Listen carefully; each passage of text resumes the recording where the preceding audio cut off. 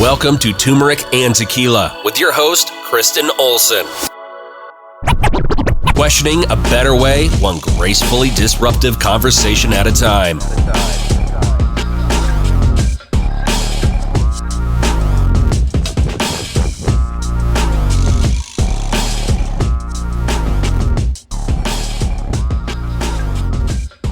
Welcome to Turmeric and Tequila. I am so excited to be with you here today. As always, I've got an exciting conversation and a special announcement that is just about to be announced via the socials and all other things in real life. But today, before we kick off, let's give a shout out to our sponsors, Colorado Clownfish Swim School, swim lessons and water safety training for all ages.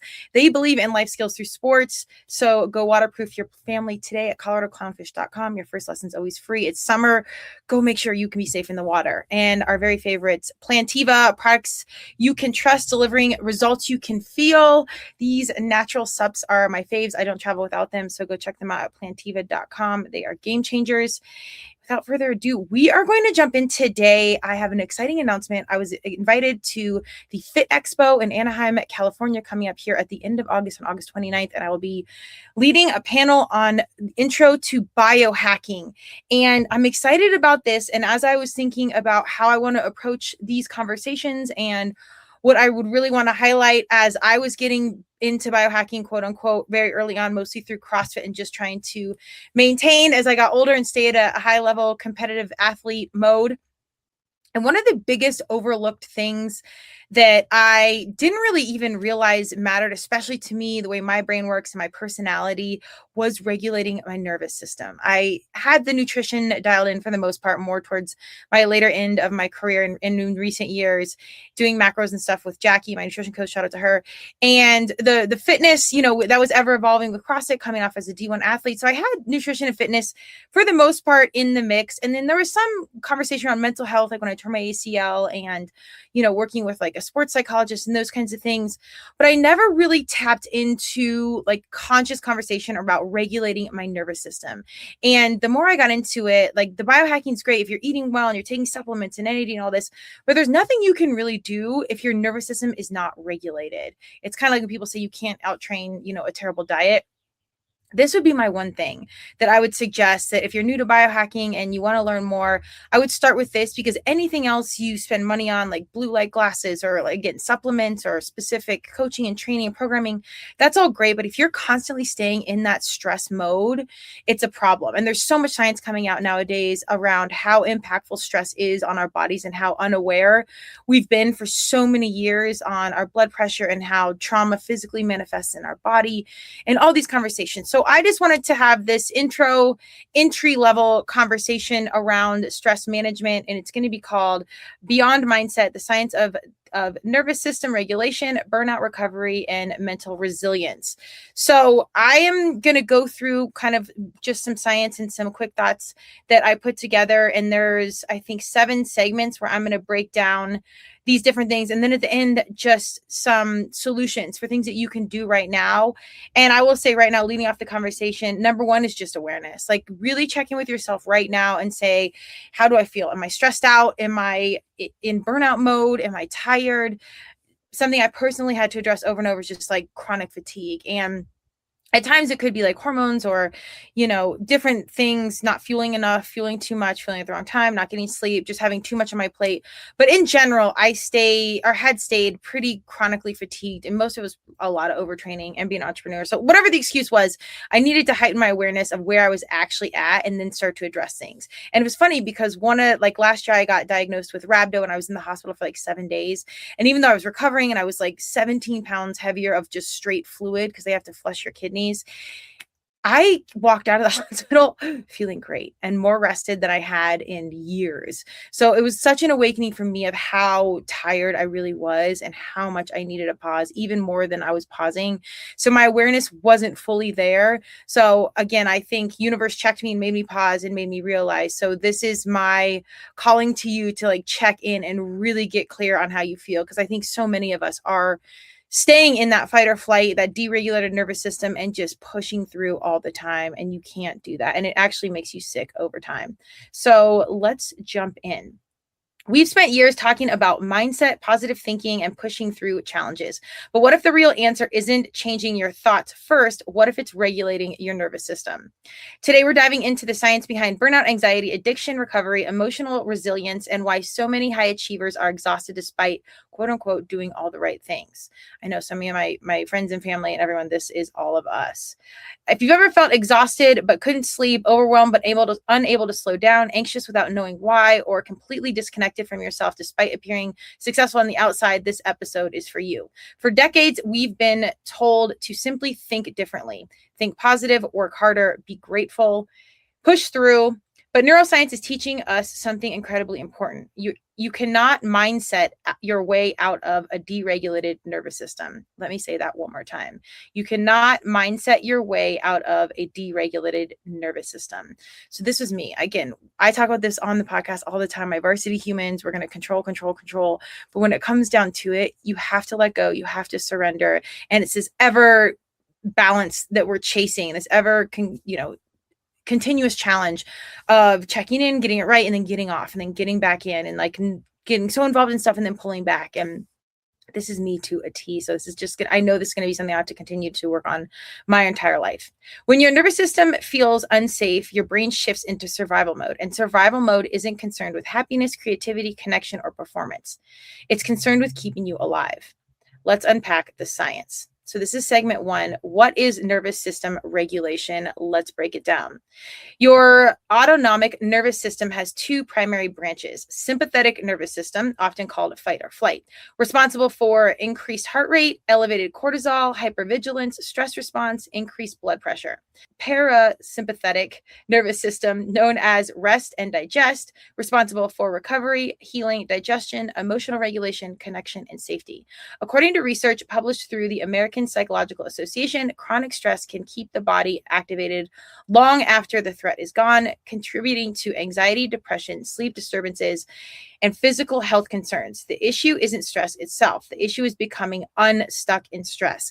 This is me to a T. And I would not consider myself an anxious human, particularly when I was younger. I had a ton of self-pressure to get recruited and do the lacrosse thing and then start a business, and then competing in CrossFit. Like, the pressure was like nothing else. And I actually appreciated a lot of that training, because getting good and being able to perform under pressure, I think, actually is a life skill, because it's great to be, good at fitness when the clock's ticking, you need to perform. And it's incredible to execute, for in a board meeting when you have a meeting, or you need to run out of a burning building, or you need to help someone on, like, you can just react and operate under stress. So these are great things. As time had gone on, I had just gotten so good at it. I stayed in that mode and I can do one more thing. I can answer one more call. I can do one more email. And it's very hard for me to undo that conditioning. So I actually think I've gotten way more anxious as I've gotten older, because I am doing more and I do expect more from myself, and it's all super counterproductive to what I ultimately want. So I constantly have to check back in, and ironically get more into the tequila and the fun side, and not staying in that turmeric zone all the time. Like, more is more is more is more. And I know this, and we've done it, and I've had burnout, but I just have to continue to check in and then check out and get into that tequila space. Segment 2, burnout is more than being tired. The World Health Organization officially recognizes burnout as an occupational phenomenon characterized by energy depletion, increased mental distance from work, reduced professional efficacy. Burnout affects more than your mood. Research has linked chronic burnout with increased inflammation, elevated cortisol, impaired cognitive performance, greater risk of anxiety and depression, reduced immune function. Many people think they need more motivation. Often they need recovery. Lived this many, many times. My CrossFit humans that know me know this is true. And the funny thing with this is I tore my ACL in 2011 or 2001 in college. And I am very much if I'm stressed or pained or feeling something, my body inflames. I internalize everything. And I've known this since I was a kid. I just didn't have the language to understand it. So now I can tell when I'm stressed. Obviously working out, my knee can inflame from that old injury. But even when I'm training less and I'm stressed, it'll swell and it'll inflame, and it'll this inflammation kind of attacks what's already weak, I want to say, in my body. Although that knee's not weak, we're manifesting healing there. And I can tell immediately. And I'm the second my body just doesn't feel good, I know I have to check out, take a break from training, pull back, and just rest. And that's hard, because usually those are my busiest times. I've got a million things going on. And the more I sit and recover, kind of like when I was in the hospital, I was forced to rest, the more I can bounce back faster and then be that much more productive, like the whole following week and everything moving forward. Again, it's just that awareness piece that's so hard, but I have to constantly lean back and check in. Segment 3, why anxiety feels so physical. This is me. Anxiety isn't just happening in your mind, it's happening in your body. When your brain perceives danger, adrenaline increases, heart rate rises, breathing becomes shallow, muscles tense, digestion slows. Your body is preparing for action. The challenge is that modern threats are rarely lions or fires. They are emails, bills, deadlines, social pressure, and uncertainty. Yet the nervous system responds similarly. This is why people often say, I know I'm safe, but I don't feel safe. That is not weakness, that's biology. For all my entrepreneurs out there, and particularly in a time where, the stock market's all over the place, we have like food insecurity, being an entrepreneur, I have big paydays and then I have days where we don't get paid anything. And it's very like ebbs and flows. And I know all my entrepreneurs know this. It's kind of like being an athlete. You never know if you're going to win or lose. You're kind of always on the edge. And it's really hard to feel secure and comfortable and not worry. And the older I get, the bigger bets you make and the bigger you put yourself out there, particularly with this podcast, wanting to take it on full time and trying to close big sponsors as an independent podcaster and do the things that a lot of people around me are not doing. And having that self-belief, like I know I'm on path and I actually don't think universe will even let me do anything else. But for me to not stay stressed out about that is incredibly hard. And I can see myself, like when I tore my ACL in college, I didn't want to go out and party. I lost 30 pounds. I stayed in my dorm room. I went into like the athletic training room every single day and just did rehab. Like all I was focused on was getting back to the field. And that wasn't the best thing. Like I obviously, you need to heal and get better, but I should have applied some balance, still have fun with your friends, still live your life. Like don't lose a year of your college not having a good time. And I do that to this day. Like if I get a focus and I've got something coming up, everything gets cut out and I just hyper focus on that one thing, even though I know that's not the answer. And I have to just work to be like, nope, you got to go have fun. Like this can get done later. You can do the other things. I'm very aware on my social media. It looks like I'm probably having more fun more often than I actually am. But I do need to keep that tequila, the fun times in my world. So if you're hearing this and it resonates, keep it fun. Like keep the joy around. And it's kind of cliche. And you hear a lot of like coaches and everything talking about joy and maintaining joy and blah, blah, blah. That's great. Whatever it is like that puts a smile on your face, you have to keep that in the mix. Otherwise burnout's going to happen so fast. Segment 4, trauma lives in the body. Trauma-informed practitioners often emphasize a critical distinction. Trauma isn't necessarily what happened to you. Trauma is what happened inside you as a result. Research from leading trauma experts suggests that unresolved trauma can alter stress response systems, emotional regulation, and even physical health outcomes. Common signs include hypervigilance, emotional numbing, difficult trusting others, chronic anxiety, sleep disruption, overreaching, and underreaching to stress. Or overreacting, and underreacting to stress. Healing often requires more than insight. It requires helping the body learn safety again. This is really difficult because when you are anxious and you are depressed and you're just not connected, it takes like a deep awakening to be like, oh, this isn't me. And usually if you keep the right people around you, they'll say like, why aren't you hanging out with us anymore? What's going on? I can see like your CrossFit scores are going down, or you're tired, or your attitude's different. And this way, community is probably like the biggest biohack of all the things. Like keep your good humans around you. If you want to know your future or know how you're going to turn out, look at your friends. There's some version of that saying. But have that awareness to check in and recognize, because it will physically show up. And that's why I was saying like my knee inflames when I'm stressed, or my shoulders get tight. I can feel like my traps up to my ears, and like I can find like breathe and just feel like your whole body relaxes. And when you do feel that disconnect of meditation or breathing or something, and you actually feel that relaxed mode, you know the difference.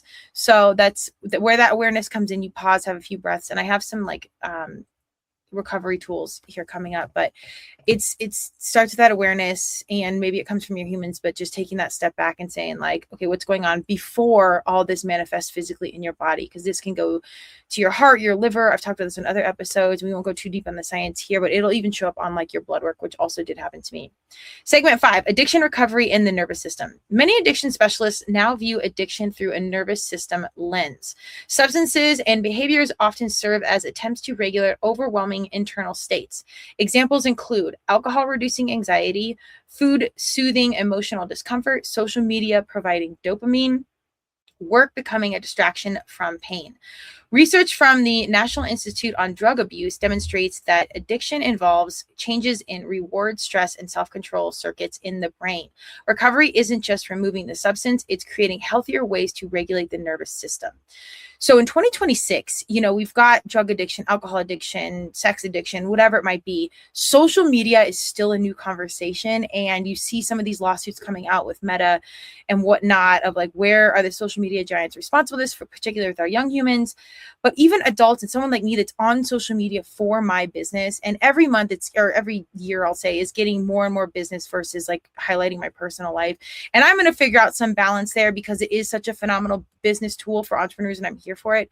That being said, while I enjoy it, it's great. It does feel like a part of the job. So I think the energy changes around all of it. And there's, there's so many podcast clips to get out and tags and like, there's so many pieces to do it. It is like a chore and it's hard. I have to like breathe and focus my energy of like, I absolutely love it and I enjoy it. I'm so excited to put content out, particularly, every conversation I love, but highlighting my humans that come through and put their time and energy to share their gospel with us is just like such a magical thing to me.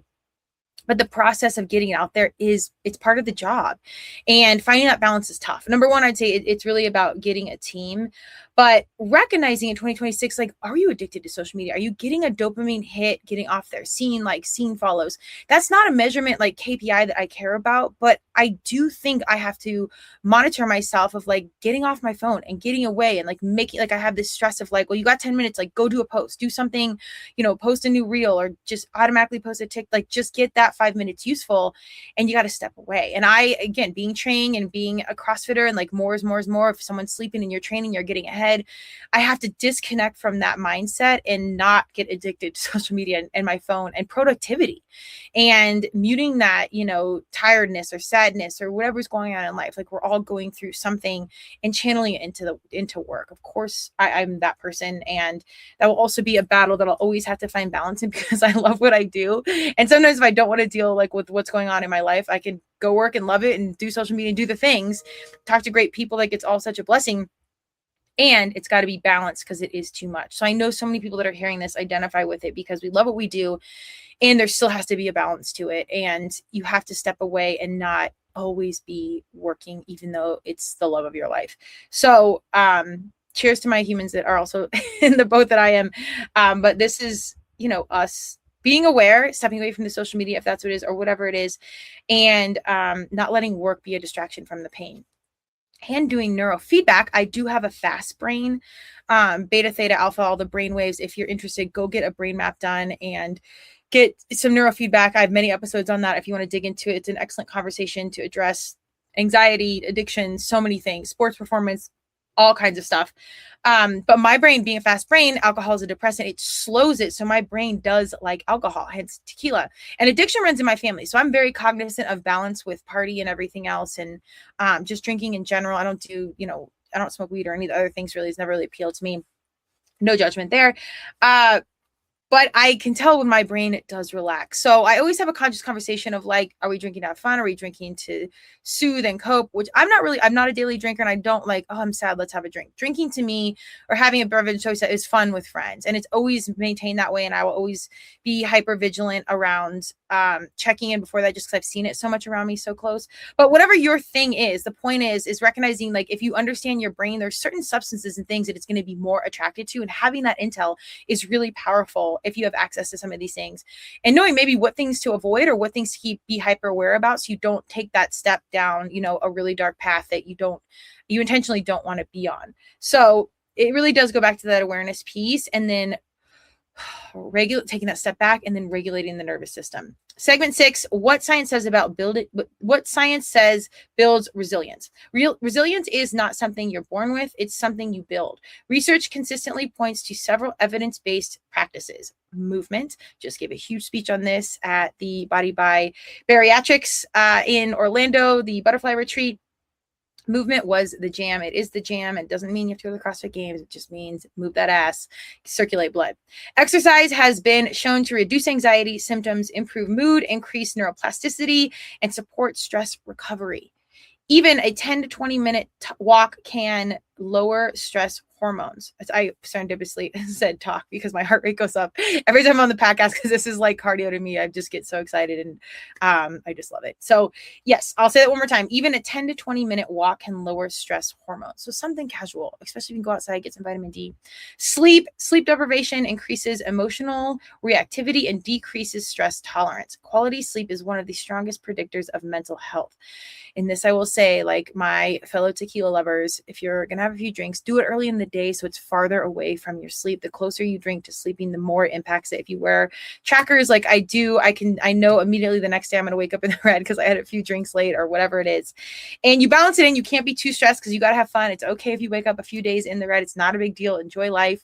No, these biohackers aren't going to come at you and tell you you're a loser or a failure or whatever. Have the fun, have the drink with balance. And then get some good rest after that. Take some magnesium, do the extra. Breathwork. Slow, controlled breathing stimulates the vagus nerve and supports parasympathetic activation. This is simple. Try. Inhale for 4. 1, 2, 3, 4. Exhale for 6. 1, 2, 3, 4, 5, 6. Probably slower than that. The longer exhales help signal safety. This is something that's so wonderful because it's so easy. It's something you can do anywhere you're at. The Love Tuner is one of my favorite tools. I keep it on my neck also when I travel, or if I'm going to be speaking or something where I know I'm going to be in like competitive fight or flight mode, like when I'm competing in fitness. And it's a reminder, and it makes you slow. It's the 528 hertz, so it just calms you. The sound frequency, there's so much science behind it. If you need a tool, go check them out. There's a link in my partnerships if you want to order. But if not, just take like box breathing, like just even 3 just casual deep breaths to pause and check in is magic. And like that simple of a thing can change the trajectory of your day, which can change your week and year, blah, blah, blah. All small steps lead to those bigger things, but just a breath. It doesn't have to be this grandiose, change and switching things. Take a deep breath. And my mom would always say, stop, think, and solve the problem when you're little. I don't know if you're a freak, we were wild hellions, so who the hell knows? But that was always our thing, like stop, think, solve the problem. To me, that's like stop, breathe, let the problem solve itself, and we move on. Or something like that. Anyways, social connection. This is my big one. I preach about community all the time. One of the strongest predictors of health and longevity is meaningful human connection. Isolation increases stress. Connection regulates. I think community and your people saves everything more than any pill, fitness, whatever it is. And I mean, in addition to regulating your nervous system, but community and your humans are everything, and they will hold you accountable because they'll be like, girl, what is wrong with you? It's off today. Or you seem like you're in a great mood. What's up? Who are you seeing? Did you get something we didn't know about? So get your people around you. I think that is absolutely the biggest hack in the world to not only have longevity as like, I want to stay alive long, but quality, adding quality to your years and making the longer years and days and whatever you're seeking for actually more fun and more enjoyable. Like get your people around you. Purpose. Talk about a lot of this on the podcast because this is why I'm here. This is me. People with a strong sense of meaning often demonstrate greater resilience during adversity. Purpose helps organize the nervous system around something larger than fear. I don't know who's telling it to me, God, universe, Madonna, or what actually the purpose is. I know it stems through this podcast and Graceful Disruption. I talk about it all the time. At one point, I think around 2015, I wrote To Inspire a Positive Radical Social Evolution. Wild, who talks like that? I don't know. It was there, and that is the purpose. I'm continuing to unpack it, but find what it is that excites you, that feels meaningful, and that I would say is like the perfect combination of whatever gifts you have, even if they're super random, like being comfortable on the mic and being, having trained for so many years in fitness under pressure and then speak that, which, serves me as a public speaker and like these really random ass skills and just personality stuff that just fits, but find out whatever it is you're good at that excites you. And I think that is your purpose or it's at least leading you to it. And having that purpose that's bigger than you, our lives and what we're doing is bigger than us as the human. And as much as like some things, I think influencers, podcasters that looks like ego and narcissism and it's all about us. I was always a team sport animal. I was never the individual. I did not enjoy in training as an individual in CrossFit. And like, I'm worried about my food and my macros and it's all about me all the time. I never enjoyed that. That was not my vibe. And I think some of these situations present like that, but that's not what it's about. I'm excited because I get to be around some of the best humans in the world and I get to learn from them and I get to converse with them and highlight them and just be a platform for these greater conversations that are not about me at all. And like, obviously how I'm showing up, my personality and who I am and the gifts that God, Universe, Madonna have blessed me with or that I've learned through my life experience can help facilitate that. I'm here. I'm all in. And no part of that actually is about me. I do think people show up for your hosts and whatnot, but like the mission is far bigger than any part of physical being that I am. And leaving that legacy or being useful just in general is huge. And it's, again, the CrossFit Games don't need to have a podcast. Maybe you're the best parent in the world, which is absolutely the most important job. Maybe you're a great teacher. Maybe you're an environmentalist, doing whatever it is, just find that purpose. I do think that's the biggest piece of mental health. Segment 7. Practical daily nervous system reset. Okay, this is the part where we can do these things. These are solutions. For listeners who want actionable steps, morning. This is easy. Sunlight exposure within 30 minutes of waking. I literally open up, my bedroom faces on the side that the sun rises. So I immediately just open up my blinds and just get in front of the sun and pray that I feel awake and ready to start the day, even if I'm tired. But this, I really genuinely think works. Just stand outside for a few minutes or get in front of your window. Hydration, put a cup of water. We know these things next to your bed, wake up, get in the sun and chug the water while you're in the sun. 5 minutes of breathing. 5 minutes does not sound like a lot, but if you're like me in the morning, you've got 50,000 things going on and you're trying to go, number one, try and, delete some of those things out of your morning process, whatever. I'm always in a rush. We're working on that. Well, I probably always will be. 5 minutes is a lot. I'd say do 1 minute or even 5 breaths of stillness. Find out whatever is, or do whatever is manageable for you. And that's enough. I think it's just that cognitive intentional pause of breathing that sets the tone for the day. And I'm going to rewrite my goals actually after this podcast, as far as like what I want on a macro level, personally, professionally, etc. And I'm going to do little things like get to bed by 10 o'clock, quit eating food by, 8 p.m. So my system's done digesting, and then waking up consistently at the same time, stepping outside, right? Like these little actionable steps I was really good at for a while and I need to get back into it. Midday. Walk after meals. This is such a good one. I don't eat usually a big lunch because I do feel just too full during the day. But if I train at 9:30, so I'm usually eating a lighter lunch anyways. So I eat a protein shake and a banana after training. But go move. And I walk my dogs right away. So I kind of have that built in especially now before it gets hot. But go move. And it doesn't need to be a big, 2-hour walk. Go for like 5-10 minutes. Stretch. Kick your leg up on the kitchen counter. It's kind of gross if you have a dirty shoe, but whatever, it's your house. Just stretch something, bend over, like move, like those cheesy side to side stretches, like 80s aerobics. Just again, move blood, move that ass and stretch it out. Limit doom scrolling. I really am good about getting out because the social media is part of the business now. And I can still catch myself, especially on TikTok. God, they get you where you just start flipping and going. And before you know it, you're in a rabbit hole. So if you have to set a timer, even if you're posting for like 5 minutes, and if it goes off, get off. And I don't even think 5 minutes is long. If you're good at posting, like post and get out. These small practices create safety signals throughout the day. Here's a little key quote for you. You cannot heal a deregulated nervous system with motivation alone. Lasting resilience begins when the body learns safety, recovery, and connection. The future of mental health isn't just mindset. It's understanding how the brain, body, emotions, and nervous system all work together. So critical. Whether you're navigating burnout, anxiety, addiction recovery, trauma healing, or simply trying to become a healthier human, remember this. Your nervous system is listening to everything you do, every walk, every breath, every workout, every conversation, every moment of connection. Healing isn't about becoming someone new. It's about creating enough safety to become who you've always been. That can be a whole podcast right there. But when you get still and you get clear, it's not about controlling that or doing anything. The authentic you does come through and you'll feel it. Like the way you think, the way you get inspired, with the creativity comes through. I want to say, because I get so high, like anxiety or, pressure and stress. And I'm like, I feel like a different person. It's like, no, that is the actual Kristen. This is hyper crazy tornado Kristen. So it's about creating safety through becoming who you've always been. Write that down somewhere. Keep disrupting gracefully, keep showing up, and keep choosing the practices that help your nervous system. Remember, it's safe to thrive. Safety is something I'm going to continue to focus on in future conversations because I think there's so many angles around safety as a female, as a certain voting party, as a minority in any capacity. Like, safety is a continuing conversation. And I do think that starts within. We have to find a way for our systems to feel safe, and then that energy will reverberate into other things and other conversations, and hopefully we can help facilitate safety on a larger level for others. But please focus on yourself and find a way to regulate that nervous system. This is something I'm in it with you that I'm going to work on. Like I said, I'm going to write down my goals. If you want to do that with me, let's do it.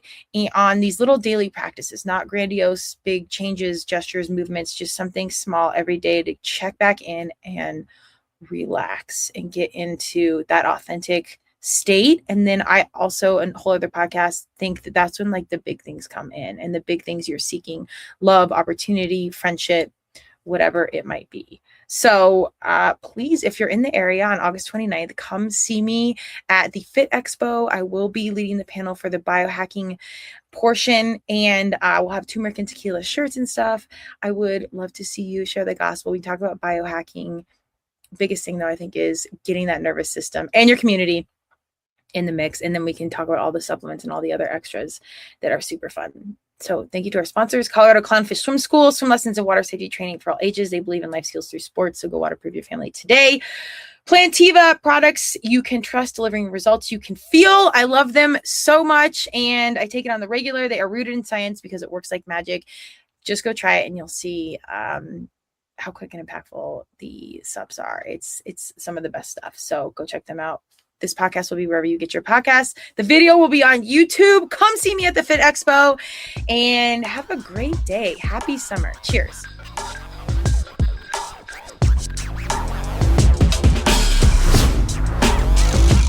Thank you for joining Turmeric and Tequila with your host, Kristen Olson. Tune in next time, and don't forget to subscribe on Apple, Google Podcasts, Spotify, or wherever you listen.